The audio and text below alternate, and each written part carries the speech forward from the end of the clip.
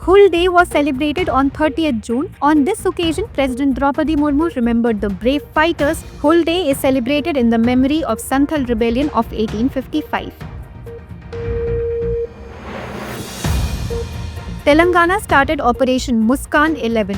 This campaign will work to locate missing children, stop child labor, and save them from trafficking. This operation will run for 1 month.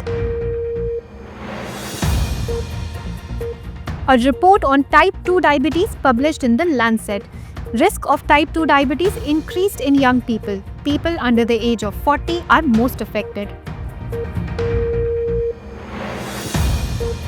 Quad countries started a new initiative. Launched Quad at Sea Ship Observer Mission will promote maritime security and interoperability in the Indo-Pacific region.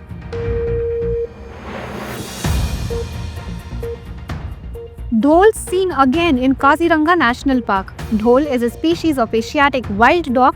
This species is listed in IUCN's endangered category.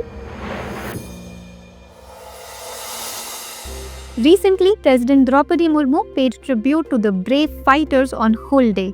On this occasion, the President also remembered Sidhu, Kanu, Chand, Bhairav and the brave fighters of the Santhal Rebellion.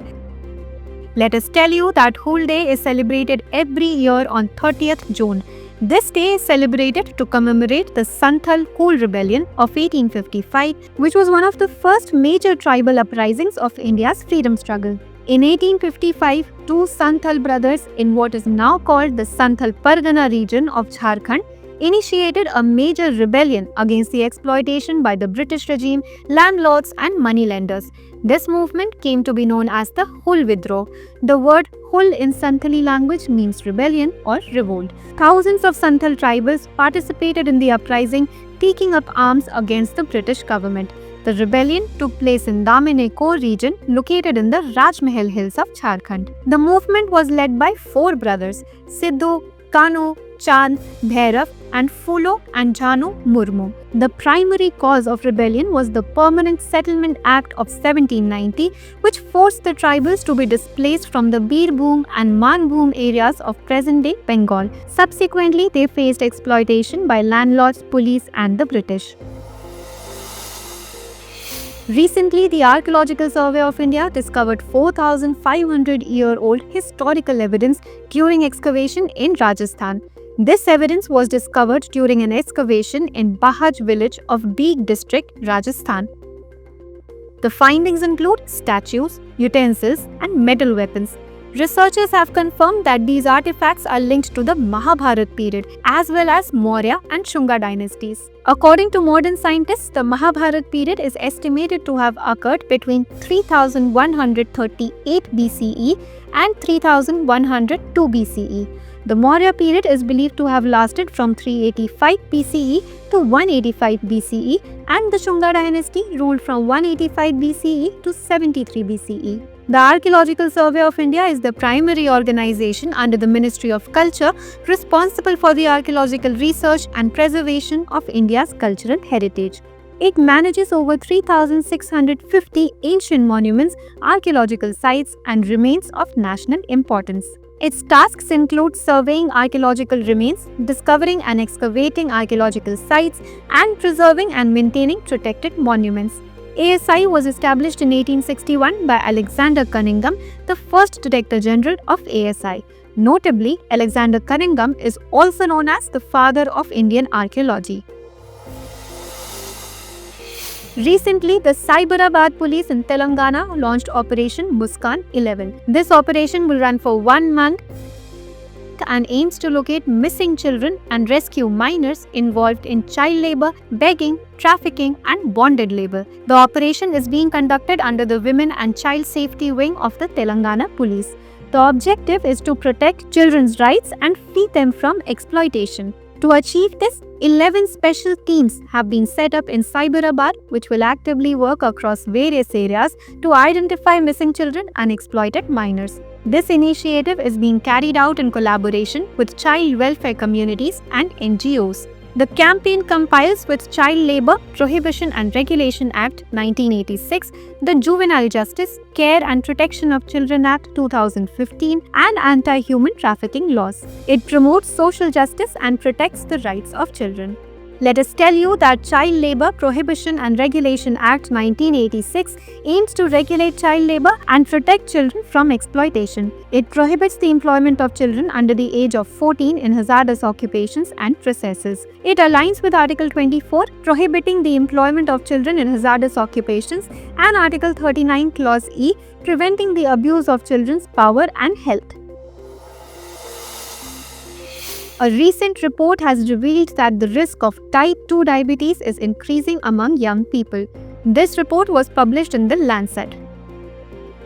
According to the report, type 2 diabetes is rapidly rising among people under 40 years of age, with some countries seeing more than a 15% increase in its prevalence among the youth. It is essential to note that type 1 diabetes is an autoimmune condition in which the body fails to produce insulin. This leads to elevated blood glucose levels, a condition known as hyperglycemia. People with type 1 diabetes are dependent on insulin, meaning they need to take artificial insulin daily. On the other hand, type 2 diabetes affects the body's ability to use insulin. In type 2 diabetes, the body produces insulin, but unlike type 1, the body's cells are unable to use it as effectively as before. Type 2 diabetes is the most common form of diabetes and is closely linked to obesity. It is noteworthy that type 2 diabetes presents serious challenges to global health systems. This disease is not only increasing rapidly, but it also leads to many other long-term health issues for those affected.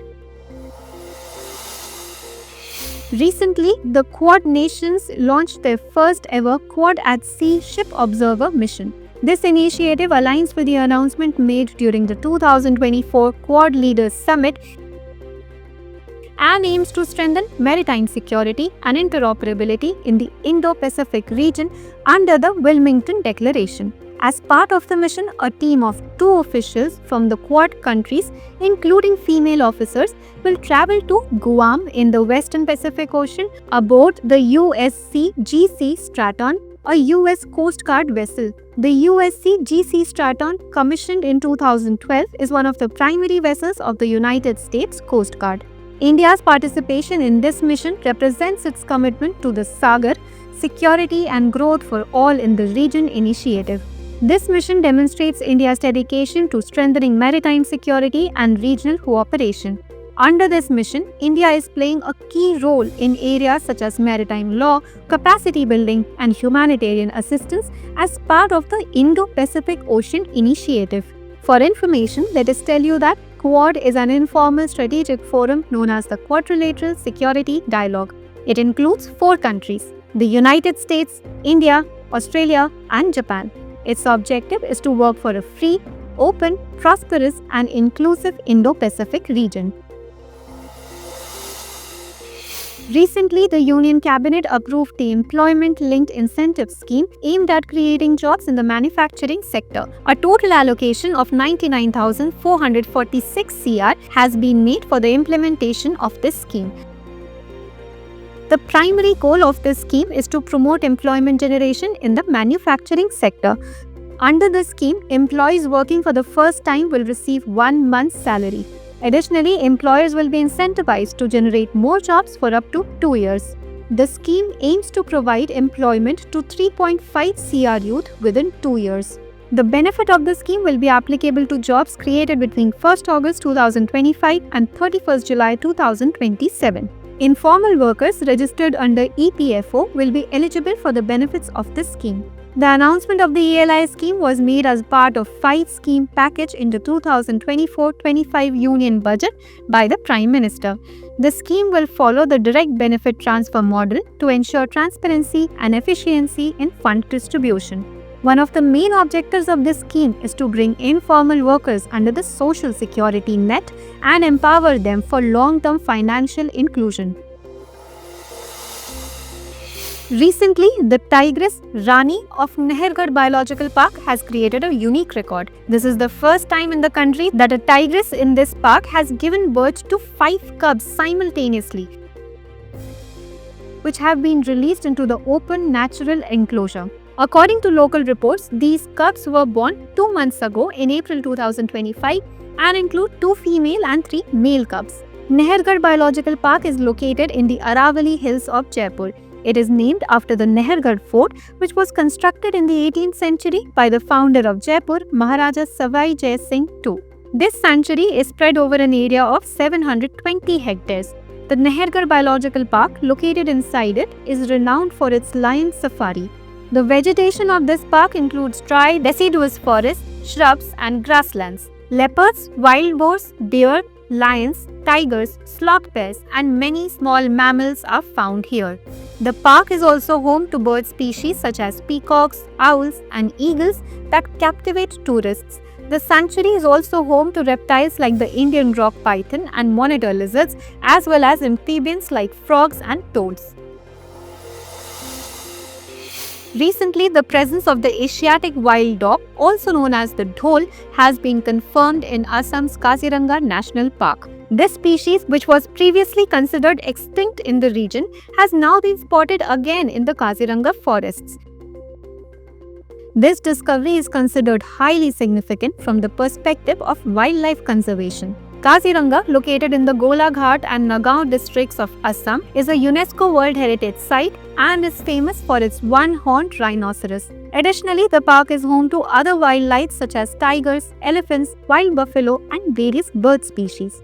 The Asiatic wild dog, scientifically known as Kuan alpinus, is found across the Indian subcontinent and other Asian countries. It is listed as endangered on the IUCN Red List, highlighting the threat of extinction.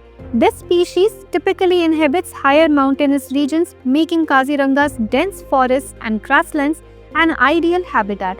Asiatic wild dogs are carnivorous and depend on small to medium-sized prey. The return of this species to Kaziranga is also a positive sign for the stability and health of the park's ecosystem. This discovery is not only a major achievement for Kaziranga, but also a significant milestone for wildlife conservation in Northeast India and across the country.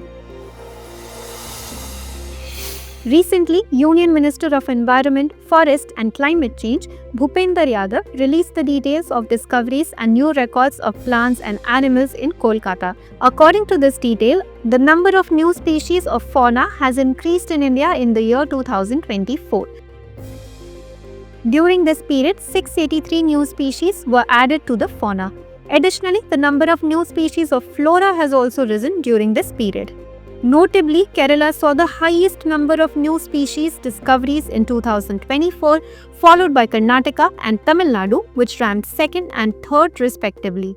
Furthermore, 43 new animal species were discovered in the biodiversity hotspot of Andaman and Nicobar Islands, including 14 new fauna and 29 new records. It is important to note that the biodiversity hotspots refer to biogeographic regions that are important reservoirs of biodiversity but are also under threat. Regarding plants, Kerala recorded the highest number of new plant discoveries, followed by Maharashtra and Uttarakhand. The new plant species discovered in 2024 include 154 angiosperms, 4 pteridophytes, 15 bryophytes, 63 lichens, 156 fungi, 32 algae, and 9 microbes. The Western Ghats and Northeastern regions, known as the biodiversity hotspots, contributed 35% to the total discoveries. Recently, the CBI initiated searches at 42 locations to track mule bank accounts being used in cyber fraud. These searches are being conducted in 5 states: Rajasthan, Delhi, Haryana, Uttarakhand, and Uttar Pradesh.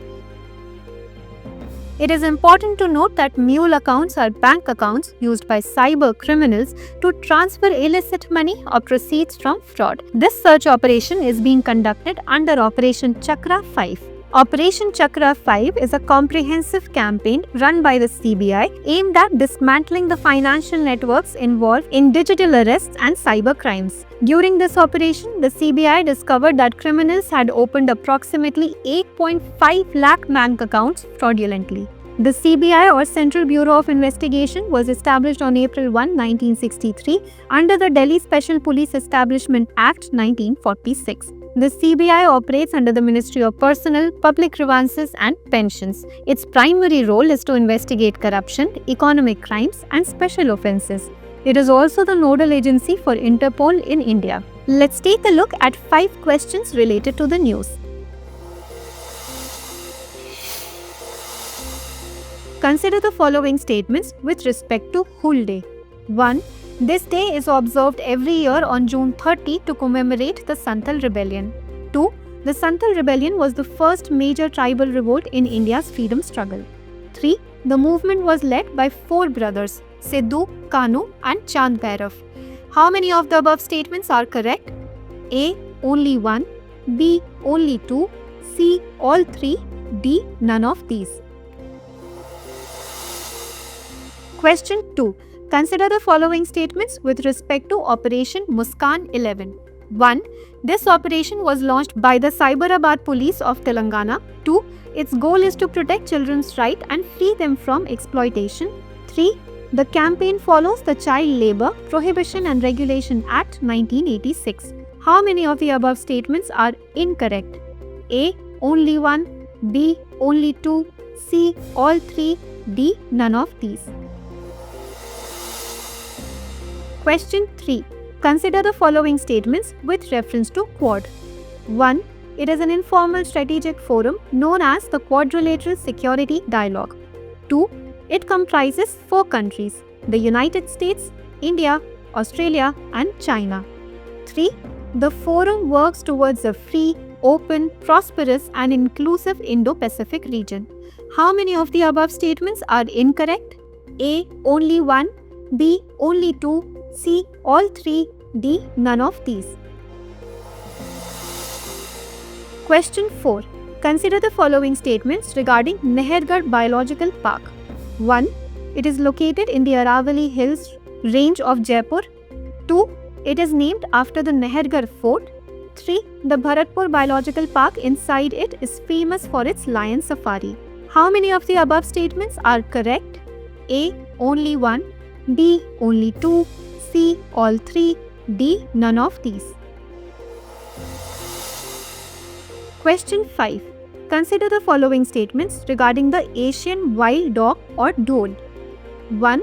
It is scientifically known as Cuon alpinus. 2. This species is found in the Indian subcontinent and other Asian countries. 3. It is listed as endangered in the IUCN Red List. How many of the above statements are correct? A. Only 1. B. Only 2. C. All 3. D. None of these. Please provide your answers in the comment section. Let's take a quick glance at some small but important news. Recently, the Reserve Bank of India has appointed Keshavan Ramachandran as the new Executive Director. As the Executive Director of RBI, he will lead the Prudential Regulation Division. Prior to this, Ramachandran was serving as the Principal Chief General Manager in the Risk Monitoring Department. The Reserve Bank of India is the central bank of the country, responsible for overseeing and regulating India's monetary and financial framework. Initially, it was a privately owned bank which was nationalized after India's independence in 1949. Recently, India has been entrusted with the responsibility of hosting the 2029 World Police and Fire Games. This is the first time this hosting responsibility has been given to a South Asian country. The event will be held in Ahmedabad, Gandhinagar and Kevadia's Ekta Nagar. More than 10,000 athletes from over 70 countries representing police, fire, customs and correctional services will participate. The World Police and Fire Games is a biennial event that started in 1985.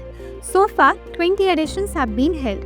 These games are conducted for police, fire, emergency medical services, disaster services and other first responders. Recently, the National Turmeric Board was inaugurated in Nizamabad. Its establishment aims to promote turmeric cultivation, production, processing, marketing in India, as well as increase the income of turmeric farmers. It is noteworthy that more than 30 varieties of turmeric are grown in over 20 states in India, with major production in Maharashtra, Telangana, Karnataka and Tamil Nadu. India is the largest producer, consumer and exporter of turmeric in the world, with more than 62% of the global turmeric trade share. The name of the National Institute of Public Cooperation and Child Development has recently been changed to Savitribai Phule National Institute of Women and Child Development. This announcement was made on July 2, 2025 by the Ministry of Women and Child Development. This move honors the legacy of India's prominent social reformer Savitribai Phule and symbolizes the institute's focus on field-specific, mission-based development. The institute headquarters are in New Delhi and it has regional centers in Bengaluru, Guwahati, Lucknow, Indore and Mohali. It serves as a leading body for training, research, documentation and capacity building in the field of women and child development. Recently, Prime Minister Narendra Modi made a state visit to Ghana. During this visit, he was awarded Ghana's highest civilian honor, Officer of the Order of the Star of Ghana, reflecting the lasting friendship and shared values between the two countries. While addressing the Ghanaian Parliament, PM Modi highlighted India's Women Reservation Bill 2023, the Chandrayaan mission, which showcases India's progress and democratic vitality. This visit marked the first visit of an Indian Prime Minister to Ghana in 3 decades, underscoring India's deepening ties with the global South and Africa.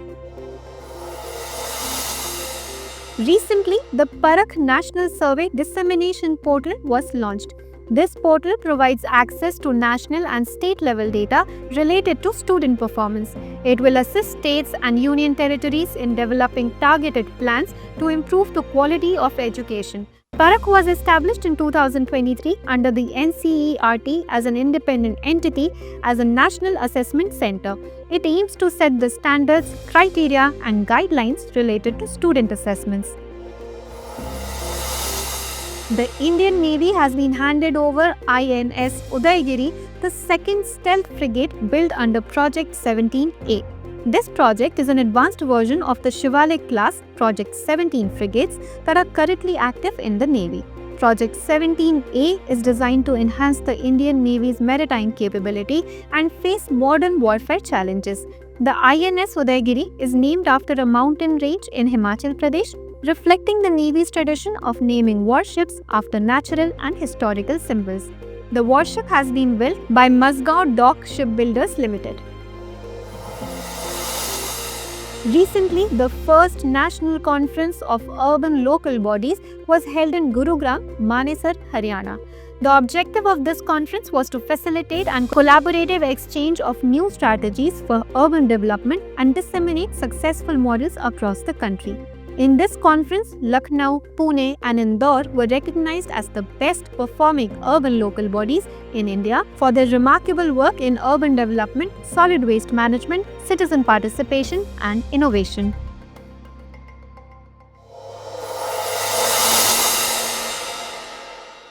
For more informative content, like, share and subscribe, and do not forget to press the bell icon to get the notifications.